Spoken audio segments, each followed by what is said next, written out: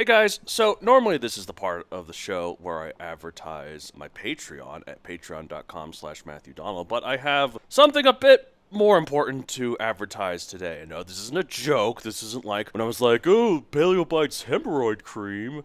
And no, this isn't a joke on a joke. It's like, oh, this is Paleobites energy drink formula. No, of course not. No. And this isn't Paleobites toilet paper either. Okay. I really undermined myself by doing so many jokes. So I have an actual book for you to actually buy with actual money. It's called Teslanauts. It's a steampunk set in the 1920s about a secret group of government agents led by Nikola Tesla that use incredible technology hidden to the world. And the main character learns of this organization on a quest to find out what happened to his father, who's been missing since World War I. And it's a romp. You really should check it out. It's available on Amazon, at Barnes & Noble, at thrift bookstores online. It's available for ebook and print. It's getting great reviews so far, and you should be part of the movement, because this book is what's current. Electrical pun. Also, I've got a Patreon at patreon.com/MatthewDonald. And this month, we're talking about Disney's Dinosaur as our pop culture featuring prehistoric animals, an underrated movie from 2000. You can check that out, I guess, too. Check them out in both. Support your local artists. Links in the description for both of these things. Thank you for your support, and have a good day! Roar, growl, snarl, bellow. Welcome to Paleobites, the podcast that's Cretaceous. Goodness gracious! Oh, that one was bad. My name is Matthew Donald, and each week I and a rotating series of guest co-hosts talk about and rate a genus of prehistoric animal, be it dinosaur, mammal, arthropod, and so on. This week I'm joined by someone who, because of scheduling issues with a bunch of different things, you'll be hearing a lot of her in the next month or so. It's Christina Eilert. How are you? Hi, I hope you guys like me. I try to do a good job for you. You have a very sweet voice. You have a very sweet and kind voice. Yeah, I think it's the Disney princess thing. Which sometimes runs dissonance with some of the jokes. Yeah, but I think that's funny. Yeah. I heard a really, really dark joke recently. Oh, no. What? Okay, God. I apologize so much in advance, listeners, for this. He's like closing his eyes. What do Amazon, the company, and the Catholic Church have in common? They're both too big to be stopped. They both don't pay taxes, and they both f*** the little guy. Oh, no. Oh, no. Yeah. I heard that. I'm like, oh my God. That took a turn for sure. The best thing for me to do, though, is to put in the dinosaur-related question in a thing that relates to the horrible thing I just said. Which would be? Okay, I've already actually, surprisingly enough, I've already done dinosaur-related question of if you could imagine any dinosaur to be Catholic, which one and why. So instead, I will do, if you could ship a dinosaur using Amazon, which one and where to? Oh, okay, so I wouldn't necessarily be sending it to myself. I mean, you could it could be if you anybody. want. You could be if you want, or you could send it to someone else. Well, okay, so I think like the one that I would send, I would send the one that we're going to talk about later on, the Brontoscorpio. Yeah. To my enemy. What they look at like, oh, what a nice, delectable lobster. I hope not. And then to myself, I would another dinosaur or prehistoric creature we're going to talk about, the Microraptor. I would send that to myself. That one actually is a dinosaur, so. Yeah, I think that'd be pretty cool. That'd be pretty cool. They seem really cute. Since it's like a crow, it's like the goth dinosaur sort of Yep. thing. And then I was like, imagine, like, you know how we like to imagine our was it busty goth chicks or whatever? Yes. But then I was like thinking, it was like, okay, imagine a busty goth chick. Now imagine a busty goth chick with a Microraptor on her shoulder. Doesn't that somehow make it hotter? Oh, yeah. Like, it definitely and makes then, it hotter. Like, it's not the Microraptor. I mean, it is. You're not attracted to the Microraptor, but like. No, but if there's like a goth girl who has like a cool like black dragon or something on her, like you're gonna be like, all right. Yeah. All right. Yeah. It's like a girl with a snake is usually pretty hot because like snakes are usually pretty scary. Just associate a girl without fear. Yeah, that's true. I always feel like I'm hotter when I'm holding a snake. Have you held a snake? You've been modeling, have you ever? Oh, yeah, I did a whole photo shoot with a snake, and it was the one snake was so big, Oh, yeah. it took 2 people to put it on top of me. It was Wow. that big. Wow. I mean, it was probably like, I don't know, that big around. Yeah. It was big. Well, my friend growing up, she had a little ball python that she got when he was about like as big as he could fit around your wrist. Mm-hmm. And I think now he's about 4 feet tall. So I've known him his whole life. Wait, the snake is 4 feet tall? It's 4 feet long. When it rears up When like it a rears cobra. up, yes, it's 4 feet tall. But yeah, I've known him his whole life, and he's a pretty chill guy. Yeah. That's pretty cool. Actually, I think I've read that snakes can rear up where 2/3 of their body are off the All of ground. them? Well, some snakes, like the king cobra, can rear up where 2/3 of its body are off the ground. So if it was rearing up 4 feet tall, it'd be like 6 feet long total. Maybe not some because like the king cobra is 16 feet. No way in hell it's rearing up to 12 feet. There'd be no reason for it to. Like, Are they really that big? yeah, that's like the biggest venomous snake in the Oh world. my god. All the big snakes are like constrictors or whatever, Oh, like anacondas and pythons. But so the king cobra is the biggest venomous snake, and I think it Oh. reaches up to like 16 feet long. Dang. Yeah. I'll have to see if I can find the picture of me with a snake because it's impressively big. Yeah. Yeah. Is it like wrapped around your arm or I mean, it was just on top of me. on your shoulders? Yeah. Like, it was just, I mean, it was so big, it was like covering almost all of my body. Nice. Yeah. Were you afraid? I'm afraid of getting crushed. Yeah, that's a But, thing. like, not bit or, like, constricted. Well, constricted is crushed, I guess, in a way. I Well, mean, he wasn't around me. He was just, like, laying on top of me more. Well, that sounds nice. Yeah. I like snakes. They're cool. It felt cool, like, to feel all of his Oh, little yeah, scales. all the scales, yeah. Yeah. Also, I think they're kind of cute. If you look up cute snakes, there's some They adorable are. snakes. My mom is Yeah. terrified of snakes. Oh, I didn't know that. Yeah, like, Huh? the way I view spiders, she views snakes. Because, like, the Aw. thing about spiders, like, I don't think they're going to hurt me. I just don't like the way they look or the way they move. Yeah. She's that way with snakes. And I guess it is somewhat unsettling, the fact that they have no arms and legs, but can just move so effortlessly. Yeah, but haven't you seen those cute memes where they put, like, eyebrows over them or, like, arms on them? I've and they're seen like, I've seen one with, like, a top hat. yeah. Like, it's so Aw. cute. Anyway. See, for me, it's moths. Oh, yeah, moths suck. Like, you can put them in the toilet, they fly back out, they don't die. yeah. Like, anyway. Anyways, I forgot what we're talking about. Oh, that's right. So, Tiktaalik. okay, so yeah, that's the thing. I'm like, I don't like lobed finned fish, like mud skippers. They are kind of creepy looking, though. And speaking of which, we're talking about Tiktaalik. You know, I've been on TikTok a lot lately. Tiktaalik? Tiktaalik. Is that right? I don't even know. I should have looked up how to pronounce this thing, but who can be bothered? Whoops. Tiktaalik. It's one of Okay. those double A things. Like it's Because like, is it Tiktaalik? well, it's not aardvark. So. Oh, you're right. It's a fellow English major slam in my pronunciation. Well, I don't even know if this is English. Actually, no, it's not English. It's Inuit. It means large freshwater fish. It's named after Oh. by the Inuit elders in the territory where the fossils were discovered. Wow, that's actually really cool. Yeah. So type is a sarcopterygian, a group also known as the lobed-finned fish. Yes, even though these guys climbed onto land and had early lungs, they're still technically classified as fish. What? Yeah. And how big are they? Way bigger than you might think. Size 8.2 feet / 2.5 meters long. That's a big boy. I honestly, when we were writing our notes on this episode, I didn't even read that. I didn't realize they were that big. They're huge. That's enormous. I think it's bigger than like any amphibian today. Like the Japanese giant salamander is the biggest amphibian today. I think it's like only 6 feet long. only 6 feet. But like 8.2 feet, like I feel like I could get eaten. Because I'm like only 5.5 feet. I don't think it would eat you, just because it was cold-blooded, so it didn't need Oh. that much meat. Yeah, there you go. It could eat your head, I guess, and then be done Ew, for a that'd be- year. That's creepy. I don't know. Did it have teeth? I think it might have had some teeth. Yeah, it had teeth, actually. I looked into this. So it actually was quite a predator. In fact, diet's carnivore.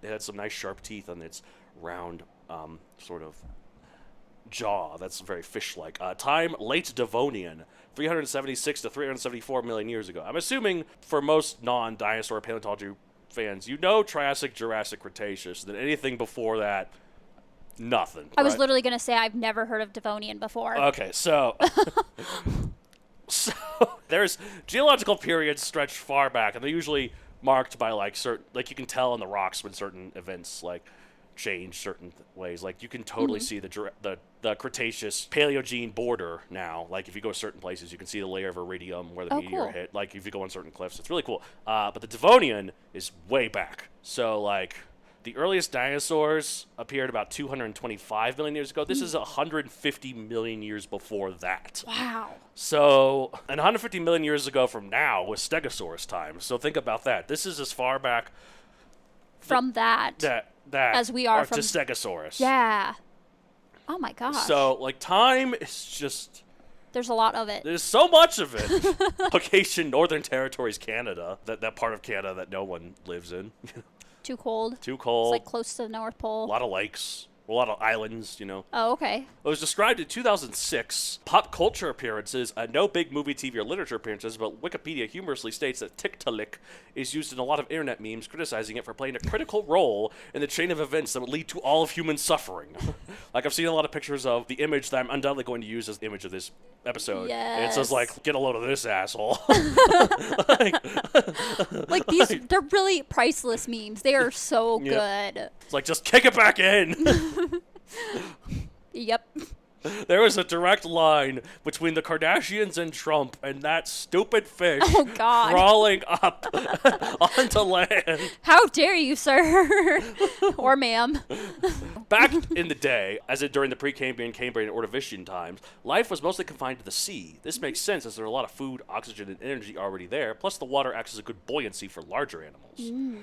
But where there was land, there was opportunity for life. The first ones able to get up there would have no predators, after all. Because, like, there'd be nothing else to eat them. So Yeah, just them. and just be able to spread as they wish. And that's what happened with plants, which first went on to land in the Ordovician period, just like 100 million years before this. Wow. And then they started really diversifying in the Silurian, which is the period before the Devonian. Next up are the fungi, some of which became the first forests, like Prototaxotes, which I remember I showed you, those big obelisk fungus. Really funky looking. Yeah, like 30 feet tall. First forests were these things. Very weird. Yeah. Probably peaceful, too. Very quiet forest, because it wouldn't be many creatures making Yeah, noise. you're right. It'd be very eerie walking through that. Ooh. Kind of makes me think of Dark Crystal. Remember, kind of like the vibe of that. So remember they went through that swamp in Dark Yeah. and everything moved? I was thinking like a thriller or a horror movie where it's all quiet and then all of a sudden you hear some things wrestling and you're like, but there's nothing here to wrestle. No. It's like it would trick your brain into thinking there's something that's going to come out and get me when there's literally nothing that could. I know. But you would just constantly be on edge. Yeah. Again, if you're back then, you time traveled, there's no reason anything else couldn't have time traveled and followed you. So, True. like, we're thinking about this logically. Yeah, you're right. Anyways, so then the arthropods came up, including the first insects and arachnids. And so naturally it's about damn time for the vertebrate animals to come up as well. Back then, though, the only vertebrates were fish, which aren't classified as tetrapods, aka the animals with legs. But that didn't stop them from trying. Enter Tiktaalik, one of the first ones to do this, a fish with strong lobes and elbows allowed to get under land like a mud skipper for extended periods of time. Before I get started, can we like focus on lobes for a second? Lobes. Because that's such a weird way to describe something. Lobe-limbed fish. Do you know more about that? It's not the most common group of fish. They're pretty prehistoric. One of the more recent, the newer ones, well, not newer ones, one of the surviving ones is the coelacanth. Have you heard of the coelacanth? Yeah, but I can't picture what it looks like. Should I Google it? Yeah, like Google. Like, okay, so it's spelled C-O-E. Oh, I found it. Okay, yeah. Okay, images. Oh, okay. Kind of creepy looking. Yeah. Okay. Here's the fun thing, though. So that creature was thought to be extinct since the Cretaceous up until the 1930s when some living ones were found. They look massive. They're huge, like 4 feet long or 5 feet long. So what makes it a lobed, like... Because the fin is like lobe. I don't know what else. Oh, okay. It has a lot of fins on it, Yeah, it's true. so I didn't know if that was it. The biggest fish, the biggest bony fish were lobed-finned fish. Like there was one called Leedsichthys they've done an episode on. Lived in the Jurassic period. It was like a whale that it filter fed. Wow, okay. And it reached to like 60 or 70 feet long. Like it was like big whale size. Oh my gosh. So Wow. here's the thing. So the coelacanth was first thought to be extinct since the time of the dinosaurs, but then in the 1930s it was found to still be alive, and I think now it's still thriving. But a fun little detail, in Atlantis the Lost Empire, the Disney movie we're both big fans of, at the very beginning, when Milo is talking with the billionaire to fund the expedition to Atlantis, and you see the tank, you can see coelacanths In his that tank. aquarium. And that takes place before the 1930s, and I think that was intentional. I Like think it was meant to show that he's just that good of an explorer. Wow. Yeah, no, I think you're right. Because there's no way they wouldn't have known that. Like, Yeah. Like, I think that was a really neat detail. Because, like, this Whitmore guy, he's shown to have all this money and using it to just explore whatever. And so, Yeah, he's like the OG like tech billionaire before there was a tech well, I billionaire. mean, it's implied that submarine with all those sub pods and the torpedoes and the balloon and the big drilling machine, that was all him. Yeah, I don't know if he built it, but he funded it. yeah, So that is pretty cool. I love that movie. It's really good. A lot of Tesla knots, like the tech is, and the inspiration behind it comes from that movie, from the Oh. Explorer's tech. Very cool. Yeah. Well, similar era too. Yeah, a little bit So. earlier, but similar. Yeah. Well, anyway, So, Tiktaalik. this guy, this creature right here, or something very much like it, is responsible for humans becoming a thing. How dare it? Oh, Now, man. The plus side is also responsible for dinosaurs becoming a thing. Oh no. Which they are pretty cool. It but, balances out. I don't know. I'm like, we should have just stayed fishies in the ocean. But alas, here we are. What really made the Tiktaalik able to come up onto land is the fact that it had much larger pelvis, which was able to support a more amphibious mud skipper-like type of mobility. Yeah, having a strong pelvis is good for a number of reasons. Listeners, I'm in a relationship. Oh no! No, I'm just... La la la. No, I'm just kidding.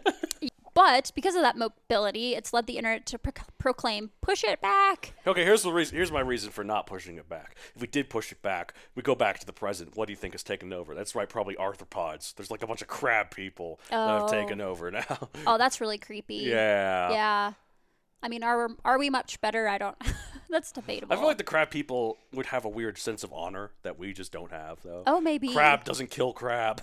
Like, No, but haven't you heard that parable? what? If you put a bunch of I don't know, I'm probably gonna say this totally wrong, but if you put a bunch of crabs into a bucket, they can't escape because instead of working together, they always just crawl on top of each other, and so nobody gets out. Oh, never mind. They're exactly like humans. Okay. Yeah, apparently So- they're exactly like So never mind. No sense of honor. So, equally as terrible. so yeah, the world would be just as bad, but just a different person would be different group would be ruling it. Different kind of weird. But me, it really cracked me up. What really cracked me up was that the paleontologist, who I'm ready to criticize them. I'm just a lowly English major who Googled Tiktaalik and read the first two articles listed there. What they said was a Tiktaalik pelvis is a mix of fish and tetrapod characteristics, showing Yes. that the transition from water to land is not as straightforward as we previously thought.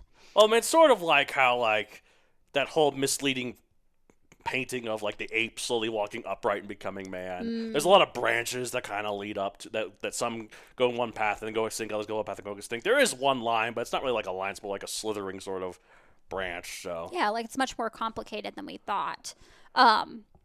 But in that some tetrapod characteristics thought to be linked to the movement onto land first evolved in fishes. This also suggests that the evolution of these characteristics occurred in a series of steps, the full nature of which we don't fully understand. So, like, I imagine, like, pre-Tiktaalik, you have, like, a fish that gets on the thing that's like, eh. Yeah. And then next Tiktaalik, eh. It's like barely goes up. Okay, enough. And then, Like one step onto land. just one fin, and then finally it's like its front is up, and it's like, oh, there's nothing here. Back in. Or maybe it's like, ooh, look at all this delicious greenery up here. Well, I imagine probably the reason why they tried to get up there was to avoid predators. Yeah. Like, if a bigger fish that can't go on the land is chasing you, what better way to escape than to just crawl on the land? Yeah. So, Which some other creature that we're going to talk about later does. yeah, exactly. But, So, I think it's pretty interesting. But it made me laugh because, like, would it make complete sense for this kind of thing to happen? Like, for the evolution to be a more logical and smooth transition? I just thought it was funny that that wasn't how scientists necessarily thought it would go. Here's the thing about evolution. It's chaotic as hell. Because evolution, people say, like, oh, things evolve to become better. Like, no, evolution is Not no always. path.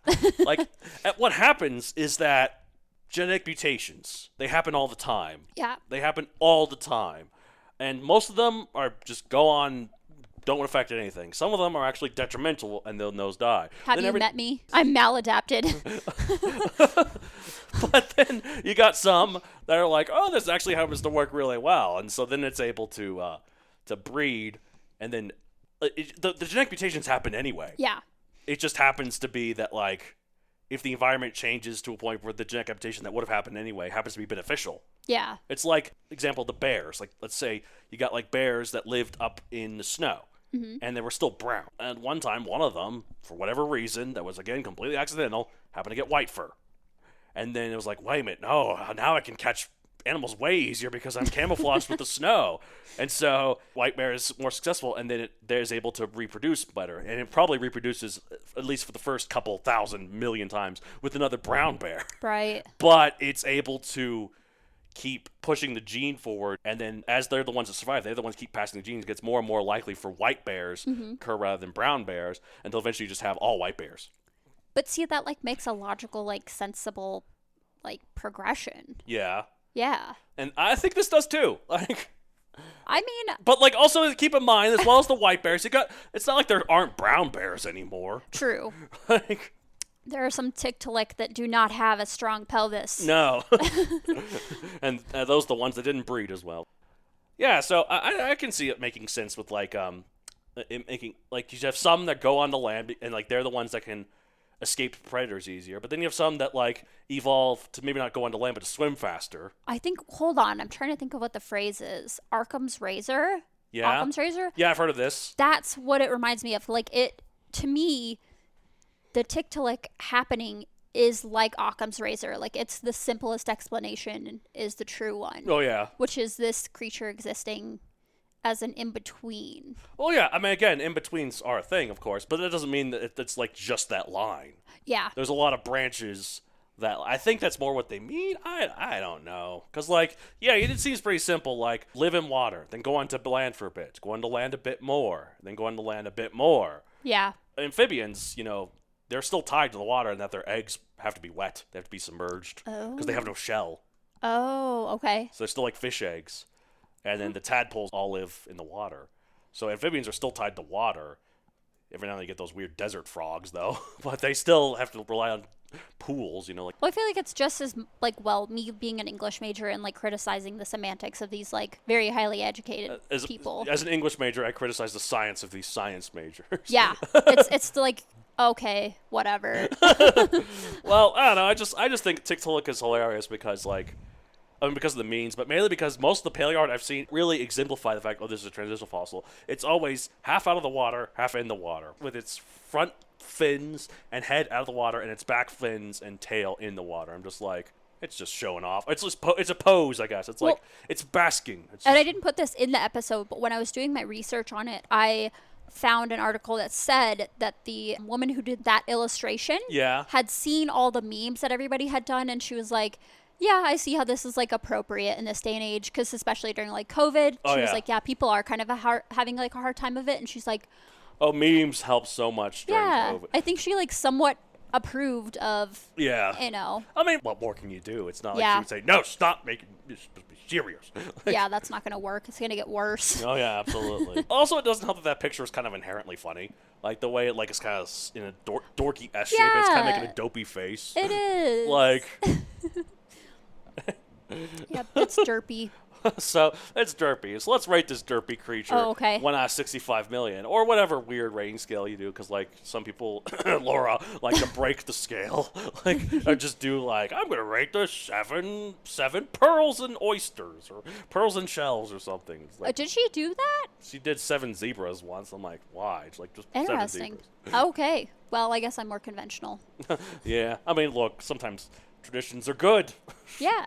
Are you making me go first then? Yeah, go first. Okay. I think as far as like this potentially being the key like connector between then and now, I'm a nihilist, so I'm kind of like F you guy. Yeah. You know, it's not just us that came from it. Lyra also came from it. I mean, it's not all bad. Yeah. So I guess I would say It's just one rather big blemish on its record. maybe It's like when someone is a really nice guy and their one problem is that they're a child trafficker. Like, yeah, kind of a problem. yeah, it's like I can see that kind of would ruin it. Even if they're like, oh, they're also really good at charity work. They also like love animals. They also like, Yeah. but no, they're also a child trafficker. I'll do like 20 million. Wow, that's actually way more than I thought you Oh, would really? do based on because you're the ones that's like, I'm gonna rate it like a 5. Did I do that? You rated Sean Honosaurus just an 8 because it only had 8 bones found at the time. Yeah, that sounds like me. Yeah, and not even 8 million, just 8. Just 8. So you're rating that. this 20 million. Wow. Sean Hondosaurus is crying in the corner. Yep. Tiktaalik, okay, 20 million. I'm going to rate it. I'm going to be way more generous. I'm going to rate like a 55 million because Okay. without those small steps for large freshwater fish, we wouldn't be here. And, you know, honestly, as you're a nihilist, I'm an existentialist. I like existing. So I don't like to think about there was a time before me where I wasn't a thing, and there will be a time after me where I'm not a thing. See, to me, that sounds great. No, Nothing. No, I hate it. Oblivion is scarier than hell. I will die on this hill. Okay. Like, I would rather be sentenced to hell than be sentenced to oblivion. And I'm not even religious. So, And that's where we differ. yeah, it's like, there's got to be something after. There's got to be something. That's what people say, so Yeah. it might work out for you. Anyways, we'll find out. On that crazy existential note, that's it for this. Wait, did I even rate it? Oh, wait, I didn't. 60 you million. did. So, I did rate it. Okay. 55. Oh, 55 million. Okay, cool. All right. 55. 55. All right, well, that's it for this week. If you like the whole show, you can contact me at mattd@matthewdoncreator.com for your general questions to any of the co-hosts.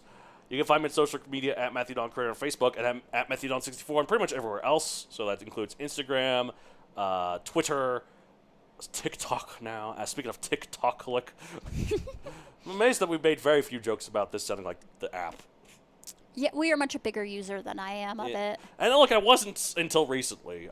Because, like, for a while I was like, oh, this is so dumb. But then eventually I was like, oh, this is so dumb. I gotta keep scrolling. I mean, I think it's cute. There's some cool things. Yeah. There's like cool science videos. There's cute animal videos and the occasional thirst trap. But Yep. I but like it's the- okay. My girlfriend and I watch them together. Yep. All right. Did you want to say where they could find you? Or? Yeah, you can just ask Matt. Okay. Just ask me. It's like, hey, I want to find your co-host, Christina Eilert. What's her number, dude? I mean, you can just search that on Facebook and you'll find me, but I probably won't add you because I don't know you are IRL. Well, I'm sure everyone's curious about your snake pictures, though. Are they on your Instagram? Not yet. Oh. But they will be at some point, maybe, or not. I don't know. There you go. A thirst trap. I'd fall for that. But, all right. Also, I have a book series on Amazon, Megazoic, available for print and Kindle. I also have a non-dinosaur-related book series, Teslanauts, Woohoo. available also for print and Kindle. I'm working on more of that. Not about dinosaurs, but hey, believe it or not everything I do is about dinosaurs. Just most things I do. Yeah, pretty close. Yeah. I'm like counting the amount of dinosaurs I can literally see right now in your apartment. Look, I have a brand. I gotta maintain the brand. Yep. Like, I literally have a living dinosaur right over here. She goes, Lyra. Anyways, I have a podcast called The Red Way. It's currently on indefinite hiatus. I'm But it's thinking still about- pretty good. Yeah, it's still pretty good. And I'm thinking about bringing it back maybe eventually. I don't know. Ooh. Yeah, well, I'm talking to my co-hosts about it. We got some ideas cooking. okay. We'll see. But anyways, that's it for this week. I'll say the end of every episode of Paleo Bites. Back in the water. Shoot. Okay, bye. Bye.